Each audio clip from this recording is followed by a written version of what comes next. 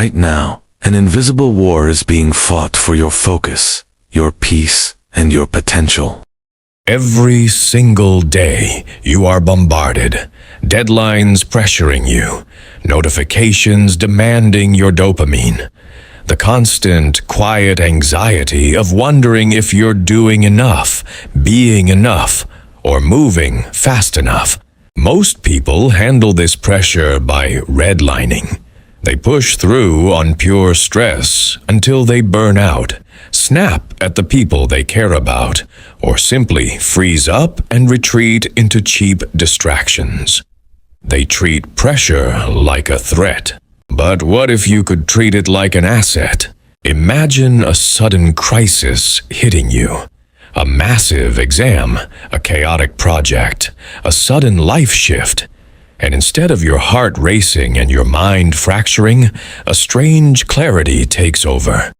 You slow down. Your focus narrows. You don't just survive the pressure, you use it to level up. This isn't a genetic trait, it's a skill. And today we are going to break down the exact psychological framework to build mental fortitude, turning pressure from a force that crushes you into the fuel that forges you. To build a mind that thrives under pressure, you must first understand why pressure breaks us. It's rarely the external event itself that causes panic. It's our internal fiction about the event. Ancient Stoic philosophy calls the antidote to this the dichotomy of control. When a high-stakes situation hits, your brain naturally wants to process everything at once. What if I fail? What will they think of me? Why did this have to happen today? This is mental malware. It drains your processing power when you need it most. Mental fortitude starts with a ruthless, instantaneous filter. You must divide your reality into two distinct columns. Column A, things completely within your control, and column B, everything else. If you are facing a massive deadline, the clock ticking is column B.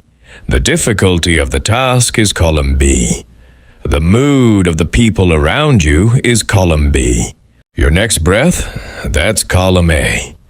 Your choice to focus on the sentence right in front of you, that's column A. When you consciously refuse to spend even 1% of your mental energy on column B, something incredible happens. The anxiety evaporates. Pressure requires a narrative to survive. When you strip away the what-ifs and focus entirely on execution, the pressure loses its grip. The second pillar is a technique used by elite performers under extreme stress: tactical detachment. When you are in the thick of a stressful situation, your vision literally narrows. Your heart rate rises, cortisol floods your system, and you zoom in so closely on the problem that it feels like the end of the world. You are trapped inside the maze.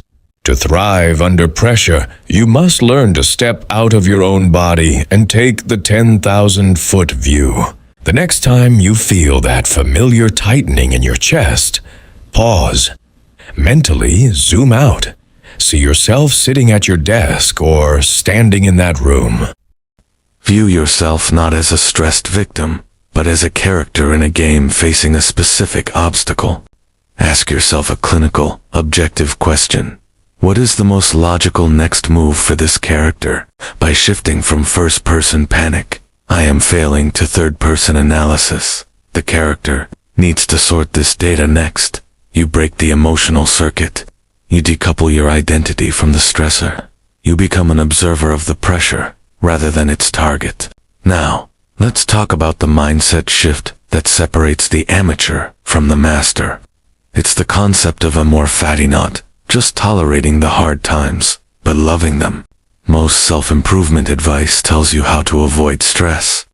They tell you to seek comfort, minimize friction, and find the easiest path. But a muscle only grows when it is forced to tear against heavy resistance. Your mind works exactly the same way. If you only experience smooth sailing, your mental baseline remains weak. The moment a storm hits, you capsize. Therefore, pressure is not a punishment. It is an elite training ground. When a challenge lands on your plate, instead of saying, "Why me?"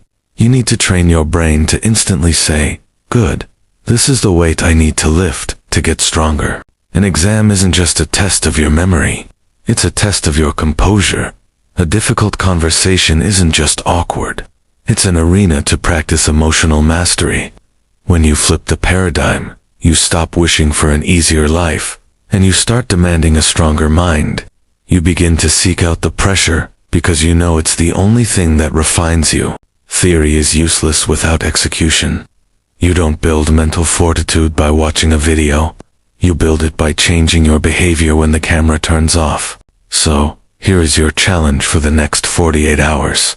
The microstoic audit. For the next 2 days, you are going to intentionally hunt for minor friction and use it to practice the 3 pillars.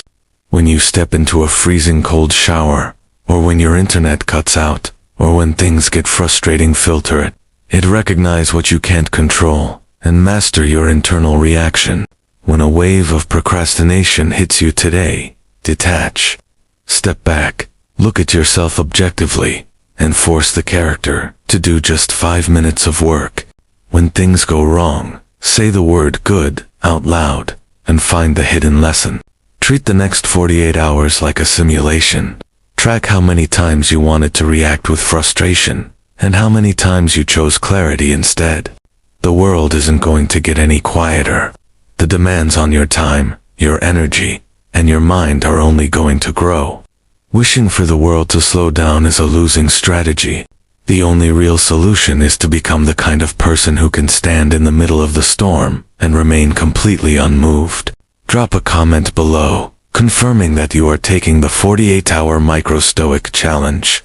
Let's see who is willing to step into the arena, build the system, trust the progression, level up.